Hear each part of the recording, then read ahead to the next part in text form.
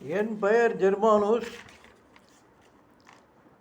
மத்திய அரசில் சிவில் விமான போக்குவரத்து துறையில் பம்பாய், சென்னை விமான நிலையங்களில் பணியாற்றி ஓய்வு பெற்றவன். இன்று பெருந்தலைவர் காமராஜர் அவர்களது 123வது பிறந்த நாள். இந்த நாளில் அவரை பற்றிய ஒரு சில கருத்துக்களை கூற நான் விரும்புகிறேன். எனது ஊர் திருநெல்வேலி மாவட்டம் பணகுடி. எங்கள் ஊரில் உயர்நிலைப் பள்ளி இல்லாததால் நான் பக்கத்தில் உள்ள வடக்கன்குளம் சென்று 9வது வகுப்பு படித்தேன். 1958இல் காமராஜர் ஆட்சியில் பணகுடியில் அரசு உயர்நிலைப் பள்ளி வந்தது. அதில் சேர்ந்து 10வது 11வது வகுப்பு படித்து SSLC படிப்பை முடித்தேன். எங்கள் ஊரில் அப்போது மின்சாரம் கிடையாது. மண்ணெண்ணெய் விளக்கில் படித்தோம். காமராஜர் ஆட்சியில் 1957இல் மின்சாரம் வந்தது. மின் விளக்கில் படிக்கும் வாய்ப்பு கிடைத்தது.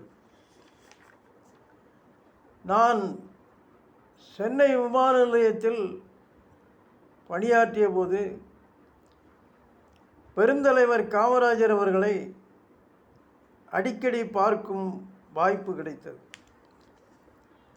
ஒருமுறை காமராஜரோடு தமிழ்நாடு முன்னாள் அமைச்சர் கக்கன் அவர்களும் டெல்லி விமானத்தில் இருந்து இறங்கி விமானம் அருகில் பேசிக்கொண்டிருந்தார்கள். அப்போது நாங்கள் தற்செயலாக அந்த விமானத்தை தாண்டி செல்லும்போது காமராஜர் அவர்களை சந்திக்க நேர்ந்தது. அவருக்கு கைகுலுக்கி எங்கள் மரியாதையை தெரிவித்தோம். இது என் வாழ்வில் மறக்க முடியாத ஒரு நிகழ்ச்சி.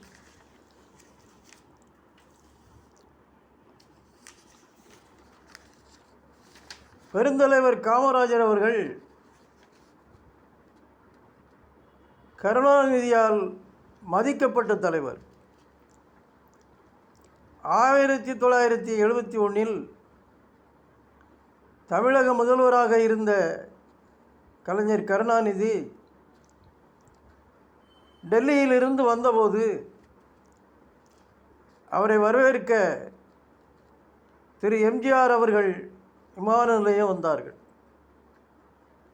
மாபெரும் கூட்டம்.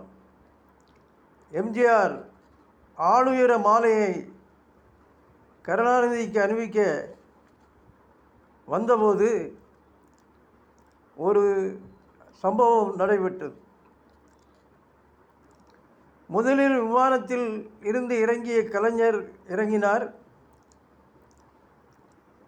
அவர் பின்னால் காமராஜர் இறங்கி கொண்டிருக்கிறார். எம்ஜிஆரிடமிருந்து மாலையை வாங்கி அவர் தனக்கு பின்னால் வந்து கொண்டிருக்கும் பெருந்தலைவர் காமராஜருக்கு அணிவிக்கிறார். கூட்டம் கலைஞர் வாழ்க, காமராஜர் வாழ்க என்று கோஷமிட்டனர்.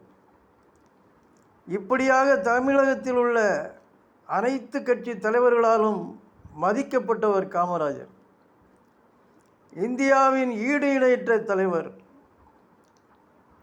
அவர் பிறந்த இந்த நல்ல நாளிலே அவர் செய்த நன்மைகளை நினைவு கூறுவோம். நன்றி, வணக்கம்.